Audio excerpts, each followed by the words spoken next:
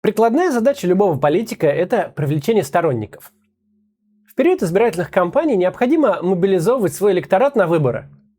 А между выборами политик организует сторонников на разные другие политические действия. Например, на митинг сходить или петицию подписать. Это азы из учебника по политологии.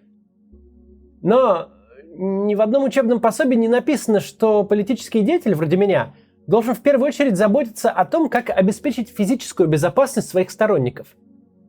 Ведь речь о публичной политике, а не об эпидемии или войне.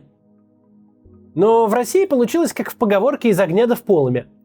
Не успели мы отойти от пандемии, как бодро вошли в подлую, бессмысленную и несправедливую войну, крупнейшую в Европе со времен Второй мировой. Еще год назад моей главной задачей было, чтобы зрители моего канала, то есть вы, просто не умерли от ковида или тяжело не заболели и не потеряли когнитивные способности, последствий не получили. Ценой очень больших усилий удалось мне и нашей редакции убедить примерно 85% моих сторонников сделать себе прививку. Вы прошли вакцинацию и защищены, насколько это возможно. Теперь же вместо своих прямых обязанностей по организации избирательных кампаний я должен сделать так, чтобы те, кто выжил в пандемию, как-то пережили новый наш с вами этап жизни. Про то, как не идти на фронт, я уже делал ролик. Посмотрите, он по-прежнему актуален. Теперь речь о другом. О жизни обыденной, повседневной. О жизни, которую сейчас живут миллионы россиян.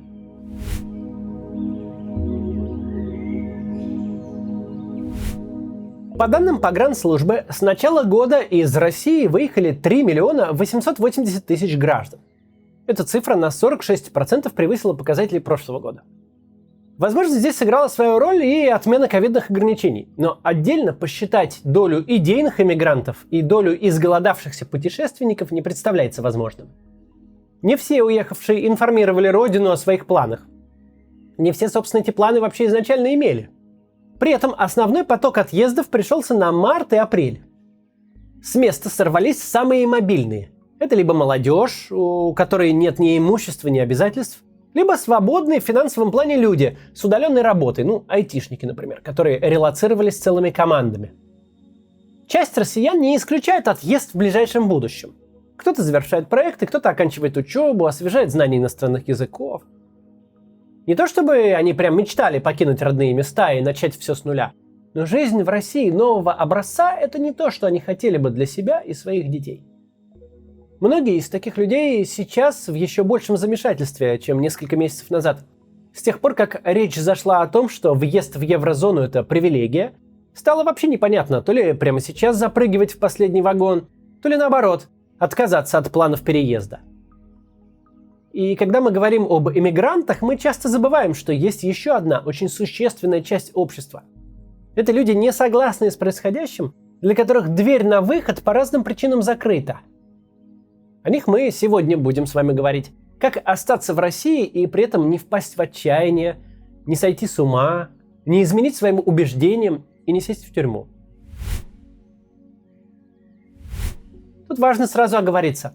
Моральные страдания россиян не идут ни в какое сравнение с тем, что выпало на долю украинцев. Людей в прямом смысле слова, живущих на войне. Но у нас российский канал, поэтому мы говорим о россиянах. Не будем отрицать, происходящее в России очень далеко от нормальной жизни сейчас. Красноречивый маркер, например, продажи антидепрессантов, они в нашей стране выросли в 1,5 раза. Миллионы людей в последние полгода пребывают в состоянии хронического стресса.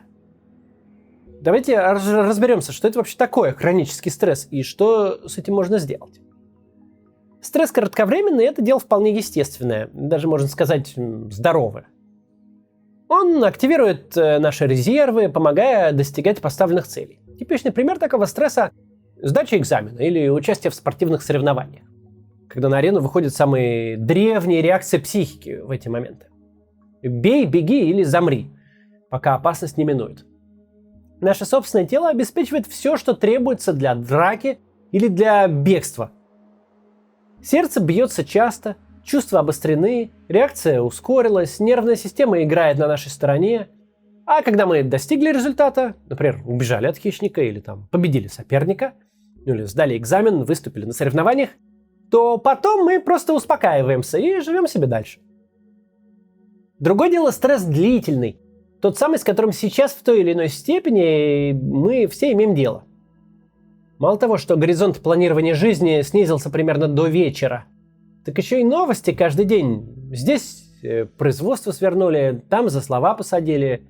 Ну а власть страны вообще размахивает ядерной дубиной с периодичностью раз в неделю. Перевести силы сдерживания российской армии в особый режим несения боевого дежурства. Стресс есть, а бежать некуда. С тем, чтобы побить ответственных за военные и экономические преступления, тоже некоторые сложности. И это продолжается недели и месяцы. Полгода уже скоро будет. Вот такой стресс может буквально разрушить человека. У него нарушается сон, снижается работоспособность, деформируется психика. Хуже работает иммунитет даже. Сейчас прервемся на рекламу как раз в тему ролика, а дальше будем говорить о самых базовых способах справиться с хроническим стрессом. Бывало ли у вас такое, что жизнь теряет краски? Вы вроде живете как прежде, ходите на работу, в любимую кофейню, но все не то. Даже любимый десерт не такой вкусный, как раньше. Отсюда раздражительность, постоянные конфликты, упадок сил и нежелание что-либо делать. Я знаю, что многие россияне чувствуют себя именно так в последние полгода. Самый очевидный способ с этим бороться и улучшить свое качество жизни – обратиться с этим к психологу. Но этот вариант лишь кажется простым, потому что на деле психолога еще надо найти. Проверить его образование и часы супервизий, узнать его методику и с чем он работает. А также нужно учесть местоположение, время ваших встреч, как-то втиснуть их в свой график. Часто это попросту невыполнимо для тех, кто и хотел бы записаться на консультацию, но нет ни сил, ни времени заниматься подбором специалиста. Поэтому существует сервис онлайн-психотерапии «Ясно», который все это сделал за вас. Вам надо лишь зайти на сайт и пройти небольшую анкету, а по ее результатам сервис автоматически подберет вам подходящих специалистов. Все они уже прошли строгий отбор и собеседование. У них проверили образование, рекомендации. Вам надо лишь выбрать того, кто больше понравится, и можно назначать сессию. А если вы хотите, чтобы специалиста подобрали вручную или важно понять разницу между терапевтическими подходами, вы всегда можете обратиться в службу поддержки. Там работают только специалисты с психологическим образованием. Все консультации проходят онлайн, вам не придется тратить время и силы на дорогу, и вы сможете проходить психотерапию в комфортном для себя месте. Стоимость одной 50-минутной консультации в Ясно 2850 рублей, а по промокоду CATS вы получите еще 20% скидку на первую консультацию. Промокод нужно указать при регистрации на сайте. Ссылка на сервис в описании. Продолжим про длительный стресс. Для начала надо понимать, что если вы вдруг не командующий танковым батальоном или не директор ФСБ, то Путина вы свергнуть и все поправить таким образом не можете. Это нормально. Нынче в интернетах стали модны идеи того, что народ должен свергать неправильного правителя, который войну устроил. Это, конечно, было бы очень удобно. Если бы народы так делали, в мире не было бы войн. Но правда состоит в том, что во время войны невозможно свергнуть крепкую, хорошо управляемую авторитарную систему, опирающуюся на неограниченное насилие. Она должна либо ослабнуть, либо зашататься. Вот когда это будет, тогда, конечно, и можно будет заняться всякими такими вещами. Но сейчас, что бы ни писали в интернете, в том, что вы еще не свергли Путина, вы не виноваты. А вот стресс по поводу того, что от вашего имени делаются ужасные вещи, а вы не в силах что-то с этим сделать, вполне объясним. Если с кипящего котла не снять вовремя крышку и не выпустить пар, может рвануть. С кипением стресса та же история. Что же можно сделать? В первую очередь вспомнить формулу «бей или беги». Физическая активность – то, что надо. А какой именно она будет, это не суть важно. Бег, плавание, азартная командная игра какая-нибудь, там, футбол или еще что. Кто-то снимет со стены боксерские перчатки даже. А вот агрессия, насилие и вандализм – это деструктивный способ выпускания пара. Если вы закатите скандал домашним, устроите ссору с мордобоем или там расхерачите арматурой остановку с буквой Z, то вам, конечно, станет легче. Но начав, остановиться сложно. Не позволяйте, чтобы вас унесло по этому пути. Не надо. Лучше уж пробежать 5 километров в парке. И вообще, человек, который достаточно спит, вовремя ест, проводит время на воздухе, он в среднем более устойчив к стрессу. Возьмите под контроль то, что возможно контролировать, раз уж ходом истории управлять пока не получается. И разобравшись с собой, посмотрите на окружающих. Кто-то сидит в своем информационном пузыре, и ему кажется, что сторонников войны вообще нет. Кто-то, наоборот, по ощущениям живет в кольце врагов и подумывает совсем уж нехорошее. Неправы здесь и те, и другие, но получить объективную картину отношения российского общества к войне нет сейчас возможности. Соцопросы в условиях военной цензуры не рабочий инструмент. Здоровая стратегия в этих условиях – поддерживать своих, дорожить связью с ними и не закрываться в своей беде. Мы все стали свидетелями того, как после 24 февраля распадались дружеские связи и даже семьи. Но есть немало и других примеров. Примеров, когда общая беда объединила тех, кого жизнь, казалось бы, давно развела. Для многих эти отношения оказались тем якорем, который удерживает человека на плаву и не дает рухнуть в пучину отчаяния.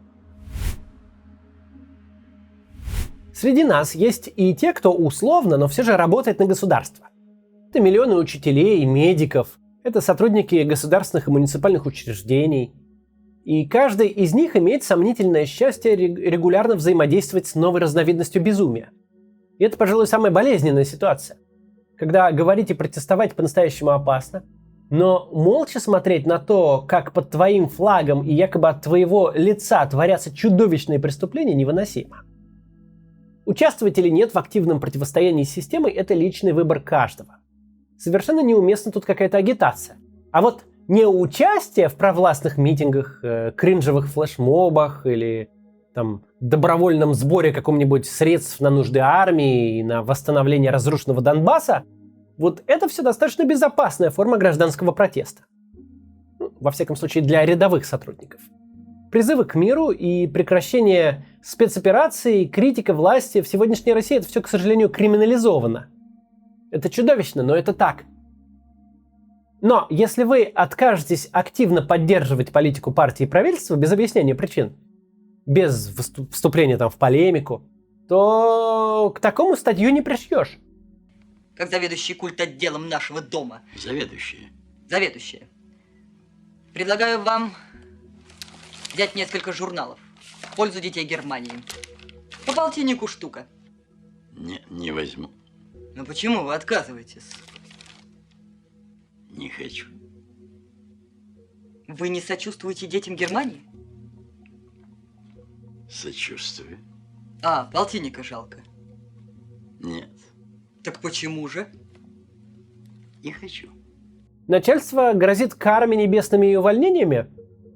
Читайте должностную инструкцию, оставайтесь спокойными и вспоминайте методы итальянской забастовки. А еще освежите в памяти телефон трудовой инспекции. Ее сотрудникам тоже нужно показывать какой-то результат своей работы, и они будут рады вашему звонку. Но что делать тем, чьи дети ходят в государственные школы и детские сады? С самого начала весны и до конца учебного года мы наблюдали и классные часы политинформации, и флешмобы какие-то в поддержку армии, когда детей выкладывали буквой Z на полу, и письма солдатам. Где-то этого было больше, где-то меньше, это зависело от ретивости исполнителей на местах. Но чтобы эта тема совсем обошла школу стороной, такое, пожалуй, редкость. В битве за души и умы школьников и студентов путинская власть терпит поражение. Это очевидно всем, в том числе это очевидно и самой власти. Так что у нас есть все основания ожидать повышенного усердия в этом вопросе. Между тем, в законе об образовании прямо написано вот что. Педагогическим работникам запрещается использовать образовательную деятельность для политической агитации, принуждения обучающихся к принятию политических, религиозных или иных убеждений или отказу от них. Кому охота связываться с активными родителями, которые требуют соблюдения буквы закона, поднимают шум или рассылают письма с жалобами во все инстанции? Директора школ боятся вашего деятельного внимания не меньше, чем чиновников из департамента образования, которым надо слать фотоотчеты о проведенных мероприятиях. Так что, может быть, если вы такое внимание проявите, они решат не проявлять большого рвения в деле организации всей этой фигни. И раз уж речь зашла о школе, нельзя не сказать еще вот о чем. Наши дети проживают это тяжелое время вместе с нами. Представьте ситуацию глазами ребенка. Нормальные до недавних пор мама и папа вдруг стали мрачнее тучи. Дома говорят о войне, и даже самые маленькие прекрасно понимают, война – это что-то плохое и опасное. Родители смотрят сквозь детей, отвечают не впопад. Все свободное время читают телеграммы, с головой уходят в YouTube. А то и вообще делятся с ребенком худшими своими прогнозами. Типа, впереди война, всех со всеми, нам конец. Бабушка с дедушкой в лучшем случае делают то же самое, а в худшем сидят перед орущим телевизором и причитают, что нацики совсем оборзели. А то и с родителями еще ругаются. Друзья в школе смотрят и показывают все разновидности ТикТока и говорят разное, часто прям противоположное. Любимая учительница истории, которая так интересно рассказывала про Древнюю Грецию, ни с того ни с сего проводит классный час про «Россия ни на кого не нападает». Дома в это время перед экраном компьютера обычно жизнерадостная мама плачет над фотографиями развалин Мариуполя. А тебе 10 лет, и ты вообще не понимаешь, что со всем этим делать. Детям для нормальной жизни рядом нужны сильные взрослые. Это для них такие гаранты стабильности, которые знают, что такое хорошо и что такое плохо, как поступать правильно, а как нет. Которые утешают, решают проблему и говорят, что все будет хорошо. Сейчас многие взрослые-то потеряли адекватный жизненный курс, но у детей, которые рядом с ними, картина мира рушится напрочь. Имеет смысл попробовать правдиво говорить с детьми о войне, но не дайте беде заполнить все эмоциональное пространство семьи. Не врите, что все хорошо и ничего не случилось, но и не скатывайтесь в пессимистические прогнозы. Будьте в этих испытаниях опорой для тех, кто слабее. Кстати, это могут быть не только дети, но и пожилые родители, например. Им гораздо сложнее найти единомышленников, чем нашему поколению. Мы уже говорили, что рост насилия в обществе станет неизбежным результатом развязанной Путиным войны. Причем насилие не только случайного, уличного, скажем, гопников в подворотне наткнуться как-то, но и исходящего от силовых структур. Трудно сказать, что из этого вероятней и что опасней. Наша задача – защитить себя и близких от всех сортов насилия. Минимизация рисков встречи с уличной шпаной – тема несколько подзабытая, особенно если вы живете в благополучном районе. Но большинству из нас все же знакомая. Хотя вспоминать не хотелось бы, что уж там, но, видимо, придется. Правила известные. Не гулять поодиночке в безлюдных местах, не демонстрировать ценные вещи, не садиться в пустой вагон. А вот риски, связанные с вниманием силовых структур для благополучных законопослушных граждан, в новинку. Ведь примерять на себя арестантскую робу, в дополнение к прочим бедам, готовы совсем немногие. А между тем, чем дальше, тем яснее, что угроза потерять свободу для человека вслух осуждающего действия путинской власти более чем реальна. Следует соблюдать простейшие меры безопасности. Будьте предельно аккуратны в общении с малознакомыми людьми. Я не призываю вас молчать и ждать, пока все это закончится как-то без вашего участия. Но каждое публично сказанное или написанное слово должно быть обдуманным. История в телефоне и компьютере должна быть очищена. Не стоит давать полицейским повод обратить на вас внимание там, где вы бы этого не хотели и хотели бы этого избежать. Если кто-то из вас принимает для себя решение пойти на риск, то имеет смысл делать это только с полным осознанием и своего вклада, и цены, которую, возможно, придется заплатить. Тут остается только пожелать удачи и выразить поддержку. Но помните 51-ю статью Конституции и телефон адвоката держите в голове. Все мы хотели для себя и своих близких дружелюбного, открытого и безопасного мира. Да, думать о том, как уберечься разом и от хулиганов, и от тех, кто вообще-то должен хулиганов в тюрьму сажать, а нас от них защищать, это все откровенно противно. Но полгода назад наша страна свернула не туда. И теперь нам придется пройти этими темными тропами, чтобы живыми и здоровыми однажды выйти на нормальную дорогу. История всех народов знала темные времена. Наша общая беда, которую некоторые политики сегодня представляют не как беду, а как коллективную вину, она не уникальна. Наступит день, когда это закончится. И однажды мы вместе сможем вернуть нашу страну на здоровый путь развития. Почти наверняка это произойдет при нашей с вами жизни. Очень вероятно, что совсем в обозримом будущем это случится. А те, кто принимал преступные решения и совершал преступные действия, они предстанут перед справедливым российским судом. Уже справедливым российским судом, не таким, который сейчас у нас. И суд этот установит их вину и определит соразмерную вине ответственность. Наша же задача бросить свой, пусть даже маленький камешек на правильную чашу исторических весов. Не терять себя и своих детей, не искать утешения в алкоголе или наркотиках, сохранить надежду на здоровое будущее для себя и для нашей страны. В ситуации, когда нужно что-то делать, но кажется, что сделать ничего нельзя, психика оказывается в тупике. Появляется апатия, жизнь боль, все тлен, не скоро рассвет, выхода нет. Однако выход есть. Сделать можно многое. В первую очередь позаботиться о близких и о себе. Это не эгоизм, это действительно очень важно. Ведь мы с вами и есть наша Россия. Говорите с людьми, поддерживайте их, убеждайте. Развеивайте сомнения у своих родственников и сеете семена сомнений у тех, кто все еще одурманен пропагандой. А главное помните, самая темная ночь перед рассветом. До завтра.